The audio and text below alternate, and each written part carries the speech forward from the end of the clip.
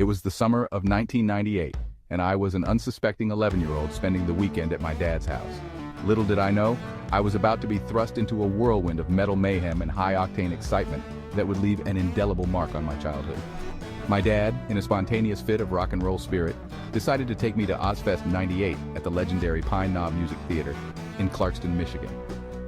Ozzfest that year was a monstrous lineup of some of the heaviest hitters in the metal world. The main stage boasted the likes of Tool, Megadeth, Limp Bizkit, and the man himself, Ozzy Osbourne. However, the crowning jewel of the night was the performance by the reunited Black Sabbath, featuring Ozzy on vocals, Tony Iommi on guitar, Geezer Butler on bass, and Vinny Appice on drums. It was a historic moment, and my dad wasn't going to miss it for the world. As we made our way through the throngs of black-clad, headbanging enthusiasts, my dad handed me something I didn't quite expect, his stash of weed. "Hold on to this for me, will you?"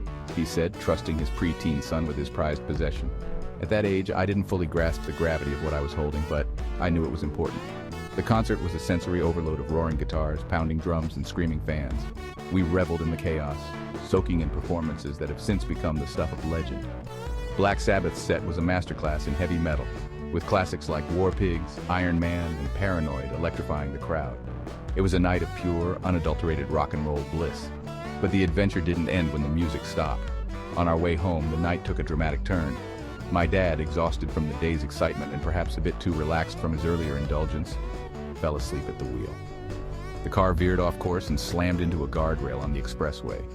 The impact jolted him awake, and by some miracle, we avoided a more serious accident.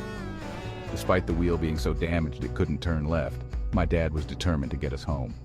We drove the rest of the way at a steady 60 miles per hour, navigating only right turns to make it back.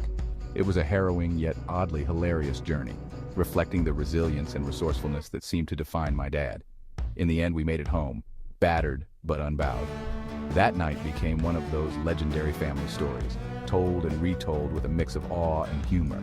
It was a night of great music, close calls, and an unforgettable bond between father and son forged in the fires of metal. Ozzfest '98 at Pine Knob remains one of the most extraordinary experiences of my life, a testament to the wild and unpredictable ride that is growing up with a rock and roll dad.